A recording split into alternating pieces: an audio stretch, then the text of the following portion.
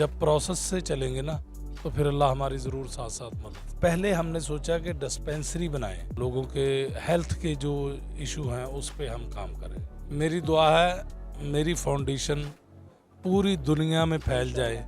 अस्सलामुअलैकुम जी, PSB KG digital के साथ मैं हूँ फाद हसन। मेरे साथ पाकिस्तान के लेजेंड ताहिर नौशाद साहब मौजूद हैं। इनसे बात करते हैं। सर अस्सलाम वालेकुम। जी वालेकुम सलाम। सर कैसे हैं आप? जी अल्हम्दुलिल्लाह। सर फ्लाई काम का आगाज़ आप कर चुके हैं। बड़े बड़े पहले भी फनकारों ने फ़नकारों की यूनिटी पे काम करने की कोशिश की, लेकिन बदकिस्मती के साथ वो कहीं ना कहीं नाकाम रहे हैं। आप अपनी इस सक्सेस को या इस काम के आगाज़ को, फ्लाई काम के आगाज़ को कैसे देखते हैं? सबसे पहली बात तो यह है कि आप लोगों ने दुआ करनी है, अल्लाह मुझे कामयाब करे। दूसरे नंबर पे मुझे इसके लिए अल्लाह ना करे, पहली बात तो यह मुझे यकीन है कि मुझे कोई छोड़ेगा नहीं। दूसरे नंबर पे अगर कोई छोड़ भी जाएगा तो मैं अकेला भी लगा रहूँगा भाई, कोई बात नहीं, ये अल्लाह का काम है। सर ये बताइएगा, क्या सोचकर आपको ख्याल आया कि यार मुझे ये फ्लाई काम में अपना कदम आगे बढ़ाना है? मैंने अपनी वालदा के नाम से फाउंडेशन बनाई है। ज़ाहिर मैं अपनी वालदा को देख के मैंने सोचा था कि इनके नाम पे फाउंडेशन बने। तो अभी हमारा जो नेक्स्ट जो स्टेप है पहला, वो ये है कि हम डिस्पेंसरी बनाएंगे ताकि लोगों के हेल्थ के जो इशू हैं उस पे हम काम करें। और देखें, अगर हम हर जगह कोई चीज़ बांटने लग जाए ना तो उससे बांटने से तो कुएं भी खाली हो जाते हैं। तो हम ये चाहते हैं कि आहिस्ता आहिस्ता प्रोसेस से चले। जब प्रोसेस से चलेंगे ना तो फिर अल्लाह हमारी ज़रूर साथ साथ मदद बेहतर हो गया। सर ये बताइएगा कि हसन मुराद साहब ने बड़ा स्टेज पर प्यारा जुमला फरमाया। उन्होंने कहा कि हम सबसे पहले अपने घर से फ्लाई काम का आगाज़ करते हैं, तो हमें अपने थिएटर से इस काम का आगाज़ करना चाहिए। जैसे उन्होंने लकी डियर साहब का कहा, क्योंकि हमने भी उनके साथ प्रोग्राम किया था, तब भी उन्होंने गिला किया था कि मैं अफसोस था उनको कि मैं अपनी ज़िंदगी में कुछ बना नहीं सका। उनका हक और उनके बाद कोटू साहब का हक जो उनसे है वो पहले नंबर पर आता है। तो आप इस चीज़ को कैसे देखते हैं सर? सर मैं जाके लकी डियर साहब से आप पूछ लीजिएगा कि ताहिर साहब आए थे, आपको रज़ाइयाँ दे गए हैं, आपको कैश दे गए हैं, मैं उनकी हेल्प करके आया था। ठीक है। तो मैं इसमें पहली बात तो यह है कि मैं अकेला नहीं, सभी हैं हमारे साथ। तो जहाँ जहाँ मिसाल के तौर पे कोई इशू आएगा हम उसका इशू उठाएंगे। अगर कोई मुझे ये कहेगा कि जी मेरा काम कर दें, तो मैं अगर उस पावर में उस वक्त नहीं हूँ तो मैं उनको यही कह सकता हूँ कि ज़रा थोड़ा सा ठहर जाएं। तो इसलिए एक बंदा जब होता है ना, हमें ये नहीं करना चाहिए कि भूखे को हम कुएं में रोटी देते रहें।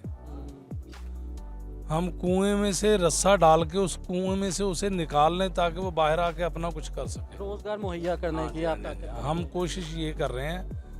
तो जिसके लिए भी जो भी करेंगे हम अच्छा करेंगे इंशाल्लाह ताला। लेकिन पहले हमने सोचा कि डिस्पेंसरी बनाएं ताकि जिसमें लोग इजी आके अपना इलाज तो करवाएं ना, उसमें हम पूरा प्रोटोकॉल देंगे। साहब बड़े माजरत के साथ एक तर्क सवाल पूछने लगा हूँ कि लोगों के मुताबिक था कि जो स्टेज पे परफॉर्म करने वाले हैं या आर्टिस्ट लोग हैं वो फ्लाई काम नहीं कर सकते, क्योंकि बड़े बड़े हमारे जो आर्टिस्ट लोग हैं वो फ़ानी दुनिया से कूच फरमाने से पहले जब अलील थे बहुत ज़्यादा, तो वो इसी तरह से मदद की अपील करते रहे थे।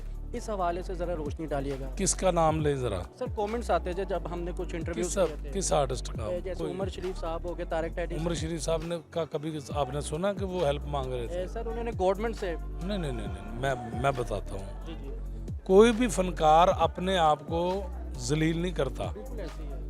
अगर आपने कई मरतबा सुना होगा यार इस बंदे की फैक्ट्री होती थी, आज ये रेडी लगा रहा है। आम लोगों में भी तो हो जाता है, ऊंच नीच हो जाती तो फनकारों में भी हो जाता है। कई लोग बेचारे छोटे फनकार होते हैं, वो बेचारे मदद कर मांग रहे होते हैं। उसमें सब फनकार एक जैसे नहीं हो जाते, पहली बात। बिल्कुल सही। दूसरा ये कि कुछ लोग ऐसे होते हैं वो ऐसे कह देते हैं कि जी मेरा किसी ने पता ही नहीं लिया। उससे ये भी पूछे कि आपने ये लफ्ज़ क्यों कहा है, किस वजह से कहा है, आपका कौन है, जो आपने क्या क्या किया। यानी आज अगर मैं ये कुछ कर रहा हूँ तो कल मुझे भी कोई पूछने वाला अल्लाह है, इंसान नहीं है। मैं इसलिए नहीं कर रहा कि ये अल्लाह से मदद मांगनी चाहिए, अल्लाह पे यकीन रखना चाहिए, अल्लाह पे ही उम्मीद रखनी चाहिए।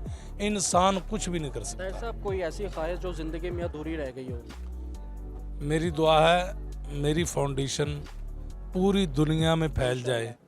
और पूरी दुनिया के लोग हमारी हेल्प करें, और मैं इंसान जितने भी हमारे पाकिस्तान के लोग हैं, बाहर के लोग हैं, बाहर भी कोई होगा हम उसके लिए भी करेंगे। सिर्फ मेरी ये दुआ है, फाउंडेशन हमारी। इंशाल्लाह सर, जहाँ तक हो सकेगा हम आपके छोटे भाई, हम ताबेदार, हम आपके साथ है। सर, एक आखिरी सवाल स्टेज के हवाले से मैं पूछना चाहूँगा, पहले स्टेज में और आज के स्टेज में आप क्या फ़र्क देखते हैं? जैसे टेस्ट में और T20 में होता है। सर, आपने सारी ज़िंदगी का बहुत बड़ा हिस्सा आपने थिएटर में दिया, लेकिन आज आप उस तरह से नज़र बल्कि आते ही नहीं है नज़र, क्या वजह?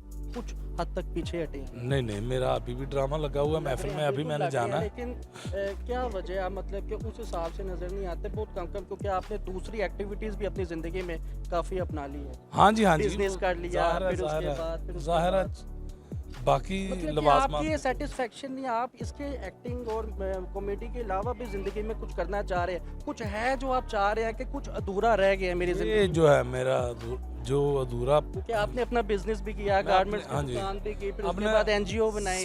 सबसे बड़ी बात यह है कि मेरा दिल करता है कि लोग जैसे कि मैं अपने इलाके में सखावत नाज, मेरा भाई है छोटा, मेरे फैसलाबाद से ही हमारे साथ इकट्ठे ही चले हम, तो वो छोटा भाई है, तो उसके साथ आप जाएंगे ना मोहल्ले में, तो आपको लगेगा कि एक समझ लें कि कॉमेडियन के साथ जा रहे हैं, हर बंदा, बच्चा भी उसको जुगत कर रहा है। ये मेरे साथ आप जाएंगे तो आपको ऐसे लग रहा होगा कि यार पंचायत किधरे चल रहे, यानी वो थोड़ा सा एक अपनी शख्सियत होती है ना, तो इसलिए ये है कि मैं ये चाहता हूँ कि अल्लाह मेरी ऐसी शख्सियत बना दे कि सब मेरी इज्जत करें और मेरी ऑनर करें सर, अच्छे काम की वजह ये से। बताइएगा कि आर्टिस्ट तो आप माशाल्लाह से कामयाब बने हैं, आपने मनवाया भी है, रश में खुद को मनवाया है। अगर आज ताहिर साहब एक्टर या कॉमेडियन या फनकार ना होता तो क्या होता? एक गरीब आदमी बसों में सौदा बेचने वाला, क्या होता? लास्ट तो में मैं कोई बेचता पैगाम? रहा हूँ बसों में सौदा। वो वक्त और आज का वक्त जब लोग आपके पास आते हैं, सेल्फीज लेते हैं, वो वक्त याद आता है? बहुत याद आता है। अल्लाह का करम तो आज बहुत है, लेकिन सुकून उस वक्त था, क्योंकि उस वक्त ना ये होता था कि मैंने ये लेना, ना ये होता।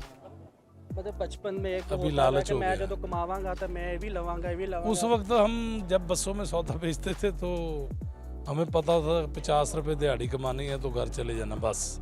जूती टूटी भी पहनी है तो बस, अगर कपड़े पुराने भी पहने हैं तो बस, कोई ऐसी बात नहीं। आज हमें अच्छे कपड़े अपने मुआशरे के लिए, में खड़े होने के लिए अच्छी जूती पहननी पड़ती है, गाड़ी, ये वो हर चीज़ हमें अपने आप को संवारना पड़ता है। इसका मतलब उस वक्त ज़्यादा वक्त नहीं सी, वक्त आजकल पे है। किस प्रोजेक्ट से ताहिर साहब पहचाने जाने लगे कि जिससे पता चले कि ताहिर साहब को कॉन्फिडेंस हो कि यार मेरा जो इनिशियल वक्त था वो बसा जी धक्के खान वाला वक्त से वो ख़त्म हो गया? एक वक्त होता है ना इंसान का, एक प्रोजेक्ट होता है, एक रोल होता है, एक करेक्टर होता है। सबसे बड़ी बात पता क्या है, अल्लाह ने जब नजर करनी होती है ना, उसी वक्त नजर आता बंदा, पहले नहीं। थैंक यू सो मच जी, ताहिर साहब मेरे साथ मौजूद है। अगर आपको ये प्रोग्राम पसंद है तो कमेंट सेक्शन पर लाजमी बताइएगा। अपने मेज़बान को इजाज़त दें। अल्लाह हाफिज़।